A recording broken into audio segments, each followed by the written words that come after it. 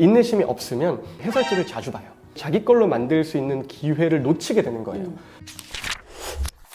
안녕하세요. 유니브 클래스 윤여정입니다. 이제 학년이 넘어가다 보니까 다음 학년 선행 어떡하지? 이런 고민하시는 학생들이나 부모님들이 정말 많으실 것 같아요. 특히 선행에 대한 가장 큰 고민은 과목적으로 볼 때는 수학일 수밖에 없는데, 그 중에서도 이제 고1로 올라가야 하는 중3 친구들, 학년이 올라가기 전 선행을 좀 어떻게 해야 하는가, 수학 과목에 대해서 한번 얘기를 나눠보려고 합니다. 우리 유니브 클래스에 처음 방문해 주신 수학 선생님을 한번 소개해 드리려고 합니다. 선생님 안녕하세요. 안녕하세요. 선생님 소개 한번 네, 부탁드리겠습니다. 반갑습니다. 저는 수학을 가르치는 강사 차수호입니다.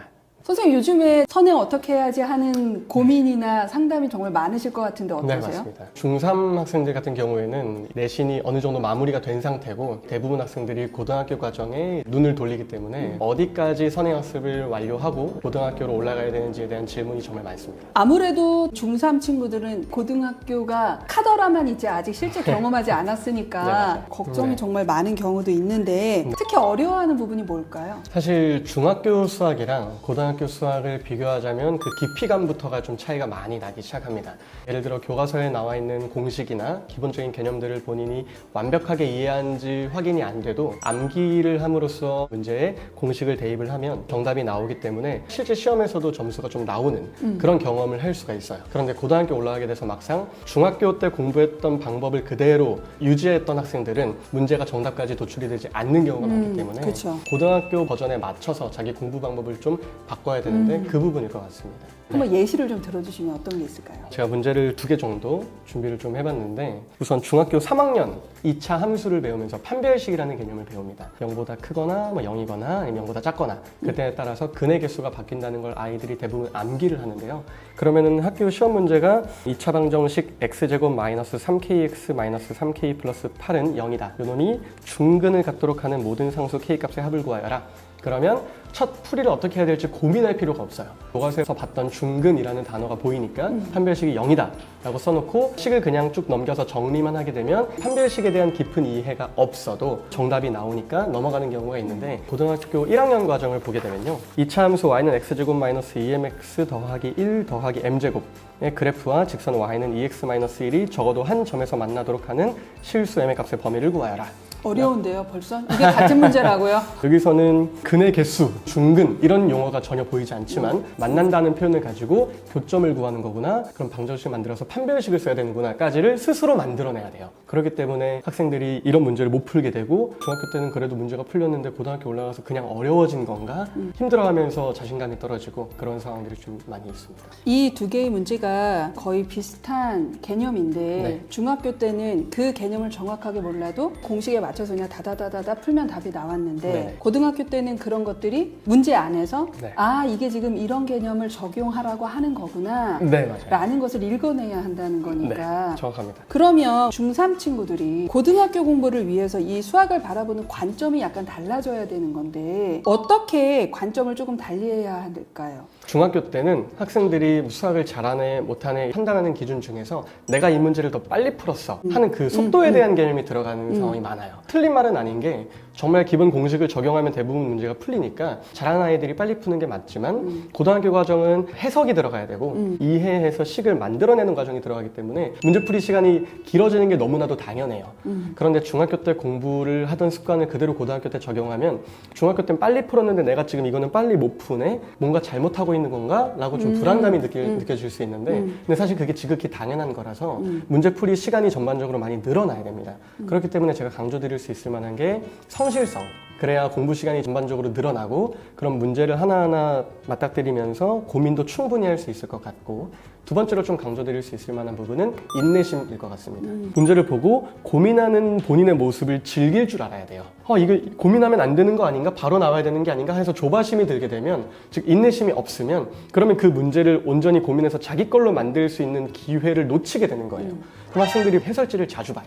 시간을 투자하면 그만큼의 그 효과를 볼 수 있을 텐데, 급하게 해설지를 보면서 쭉 문제를 풀면 공부는 했는데 점수는 안 나와요. 사실 공부한 내용을 보면 본인이 충분히 고민하는 시간을 가지지 못하고 빨리빨리 넘기는 공부를 했을 가능성이 굉장히 크더라고요. 절대로 속도에 너무 치우치지 말고 네. 고민을 조금 깊게 하고 시간을 충분히 할애하고 할 수 있는 시간을 조금 가졌으면 좋겠다. 자, 그러면 알겠는데 실제 학생들은 또 궁금한 게 그걸 도대체 어떻게 하라는 얘기야? 이것을 좀 더 구체적으로 할 수 있는 방법이 뭐가 있을까요, 선생님? 명확한 방법이 하나 있는데요. 본인 스스로 왜? 라는 질문을 정말 자주 던져야 돼요. 예를 들어서 문제를 하나 풀이하는 데 있어서 그 풀이 과정이 한 7줄 정도 나온다 하면 7가지의 왜를 얘기할 수 있어야 돼요. 본인이 딱 첫 줄을 써서 이 두 개는 식은 서로 같다라고 놓으면 그걸 쓴 다음에 그냥 멈추는 거예요. 왜 내가 이렇게 썼지? 이유를 생각해 보는 거죠. 그 함수의 교점을 구하라고 했으니까 뭐 같다고 놓으면 교점이 나오니까 같다고 났다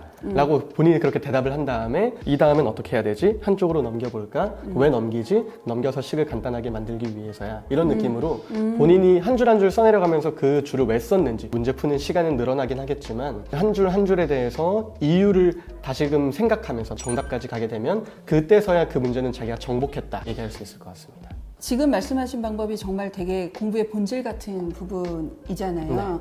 근데 이것을 맨 처음에 할 때 아이들이 이렇게 벽에 부딪히면 한두 번 하다가 포기를 하거든요. 네. 진짜 단언컨대 말씀을 드리면 한 달 정도만 고민을 해보시고 이것을 포기하지 않고 하시면 왜가 쉬워지고 설명이 쉬워집니다. 자, 그러면 모든 부모님들이나 친구들이 궁금해하는 게 선행을 어디까지 하고 다음 학년을 올라가야 하나요? 네. 선행학습을 어디까지 하냐에 대한 답변을 드리려면 기준을 명확하게 좀 잡고 들어가야 될 것 같아요. 중3 학생들의 경우에 본인 성적이 80점대 아래다, 중위권이거나 중하위권, 네네네. 수학 실력에 대해서 자신감이 별로 없고 고득점을 달성해보지 못한 학생들, 고등학교 공부에 대해서 겁이 많이 들 거예요. 어려울 거고 실제로 공부를 하더라도 많은 난관이 있을 거예요. 그런 학생들의 경우에는 광범위하게 그리고 얕게 선행학습을 하는 게 좀 부적절합니다. 명확하게 말씀을 드리면 고등수학 상을 고등수학 하나, 수원 같은 여타 다른 과정에 비해서 많이 하는 걸 추천을 합니다. 5번까지는 그래도 하는 걸 추천을 드려요. 만약에 본인이 고등수학 상을 2번, 3번을 했는데 고등학교 1학년 6월 모의고사 정도의 모의고사에서 30번이라든지 21번 같은 그런 킬러 문항을 제외한 나머지 4점짜리 어려운 문항까지 본인이 풀 수 있다. 그러면 충분히 됐다고 판단해도 무방하거든요. 그러면 고등수학 하로 넘어가도 괜찮아요. 그런데 만약에 그런 문제를 푸는데 많은 어려움이 있다. 그러면 고등수학 상을 한 번이라도 더 하는 걸 추천을 합니다. 고등학교 1학년 1학기 딱 들어가서 중학교 때 수학에 자신감이 없던 학생들은 자신감이 더 떨어지기 마련인데 상황을 반전시킬 수 있을 만한 요소가 시험을 단순히 잘 보는 거거든요. 그때 딱 처음 보는 내신 시험이 수학상이기 때문에 수학상을 그만큼 탄탄히 해놓으면 첫 시작을 굉장히 기분 좋게 할 수 있어요. 그럼 거기에 따라서 자신감이 붙을 거라서 그 이후 본인이 수학 공부하는 것에 대해서도 나름대로 점점점 속도가 붙을 수도 있고 그 이후의 내용을 봤을 때도 도움이 좀 많이 될 수 있을 것 같습니다. 그리고 특히나 수학상이 사실 이후에 배우는 2학년 과정 수원, 수투, 넓게는 미적분까지의 그 모든 내용의 근간이 될 수 있다고 보기 때문에 수학상을 튼튼하게 하게 되면 당연히 그 이후의 공부도 굉장히 수월해지는 걸 느낄 수가 있어요. 어떤 예가 있을까요? 2020년 9월 모의고사에 실제로 출제됐던 고2 모의고사 문제인데 x에 대한 부등식 4분의 1의 x제곱 빼기 3n 더하기 16의 2분의 1 x제곱 더하기 48n이 0 이하다. 이걸 만족시키는 정수 x의 개수가 2가 되도록 하는 모든 자연수 n의 개수를 구하시오. 4점짜리 문제고 난이도가 좀 높은 문제인데 이 문제는 일단 수원의 1단원, 지수로그 함수 단원에 속해 있는 문제입니다. 이 문제가 포장은 수원으로 되어 있지만 학생들이 이 문제를 보고 처음에 2분의 1의 x제곱을 아마 t로 치환하겠다는 생각을 먼저 하게 될 거예요. 그럼 t로 치환하는 순간 고등수학 상 문제가 돼버립니다. 2차 부등식 문제가 되고 x축과의 위치관계, 판별식, 여기 안에서의 인수분해 그런 내용들을 가지고 쭉 정답까지 도달하게 되는데 그러면 그 과정이 이 문제풀이의 사실상 70% 이상이라고 볼 수 있고요. 첫 번째와 마지막 줄 학생들이 쓰는 풀이 과정은 수원이지만 그 중간에 있는 모든 내용은 고등수학 상이라고 볼 수 있어요. 이렇게 실질적인 문제를 가지고 예시를 들어드리면 제대로 공부를 해둬야 되겠다라는 생각을 좀 확실하게 할 수 있을 것 같아요. 그렇다면 우리 중위권 친구들은 이렇게 얕게 가지 말고 될 때까지 여러 번 깊게 해라 라고 이제 얘기를 하셨는데 상위권 친구들은 좀 어떨까요? 상위권 친구들의 경우에는 고등학교 과정을 2번 혹은 3번 정도 했는데 아까 말씀드린 그런 고난도 문제, 모의고사 기출문제 4점 문항 같은 것들이 충분히 풀린다. 그런 느낌을 받으면 고등수학 하, 수원까지 쭉 이어서 진행하는 걸 추천을 드리는데 본인이 고등학교 올라가서도 여유롭게 상위권을 계속적으로 유지하고 싶다. 면 최소 수학 1까지는 개념적인 부분 그리고 모의고사 문제를 좀 풀 수 있는 수준까지는 완성을 시켜놓고 고등학교를 입학하면 충분히 여유롭게 이후 공부를 이어갈 수 있지 않을까 싶습니다. 이제 막 선행을 시작하고 내가 아직 수학 성적이 잘 나온 경험이 없는 친구들한테는 되게 도움이 되는 얘기이지 않을까 하는 생각을 합니다. 우리 고2 친구들, 이제 2학년으로 올라가야 되는 친구들 네. 어떻게 선행을 좀 준비를 하는 게 좋을까요? 학교별로 좀 교육 과정이 좀 차이가 나기도 하고 그죠? 학생들의 성적대도 역시나 선행학습에 있어서 중요한 좀 기준이 될 수 있어서 좀 나눠서 설명을 드려야 될 것 같아요.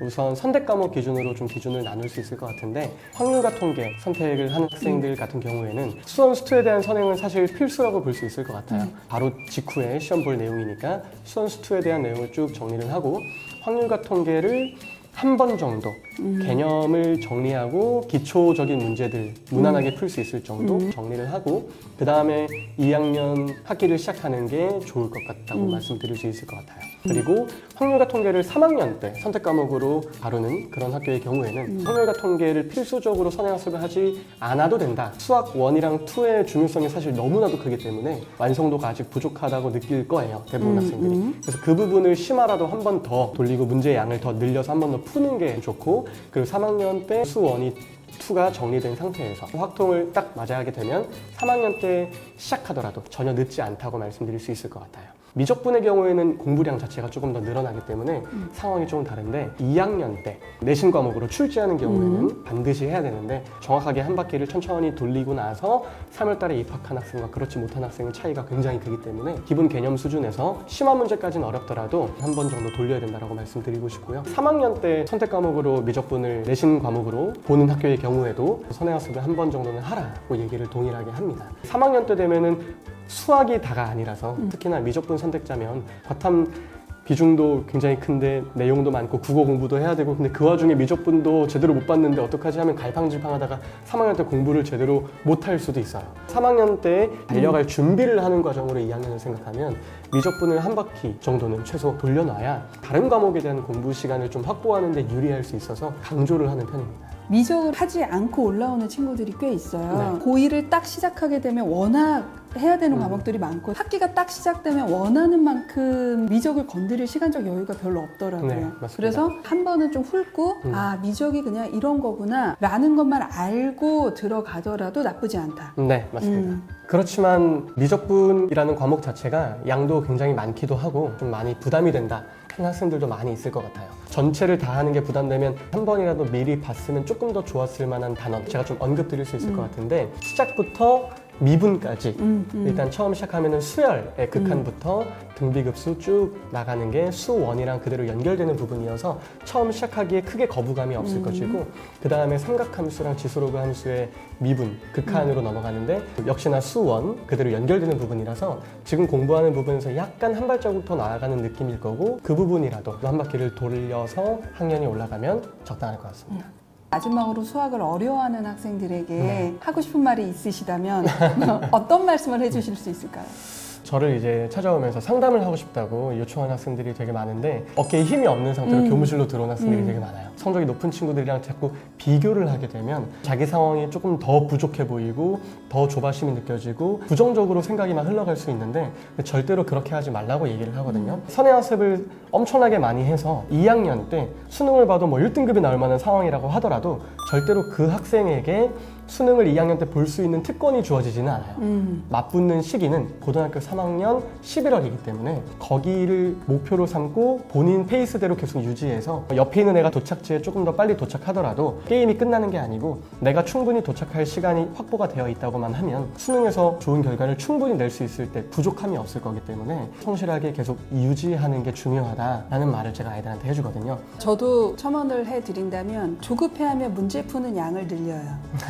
그러면 따라잡을 수 있을 거라고 생각하는 친구들이 정말 많잖아요. 조급할수록 기본에 충실하셔야 합니다. 나보다 점수가 잘 나오는 친구들을 끝내 수능 때 따라잡을 수 있는 방법은 저는 그 방법밖에 없다고 생각하는 편이거든요. 같은 생각을 하시는 수학 선생님을 만나뵈서 오늘 저는 정말 즐거웠고요. 자, 그래서 오늘은 중간고사 끝나고 본격적으로 이제 고1 선행을 고민하는 친구들, 그다음에 내신과 수능 준비를 같이 해야 되는 고1 친구들의 수학 선행에 대해서 차수호 선생님과 함께 말씀을 나눠봤습니다. 나의 성향, 나의 수준에 맞춰서 공부를 해라. 그러더라도 시간은 아직 많이 남아 있다라는 선생님의 말씀을 꼭 잊지 않으셨으면 좋겠다라는 말씀을 꼭 드리고 싶고요. 자, 오늘 영상 좋으셨으면 구독과 좋아요 꼭 잊지 마시고요. 지금까지 유니브 클래스 차수 윤여정이었습니다. 감사합니다.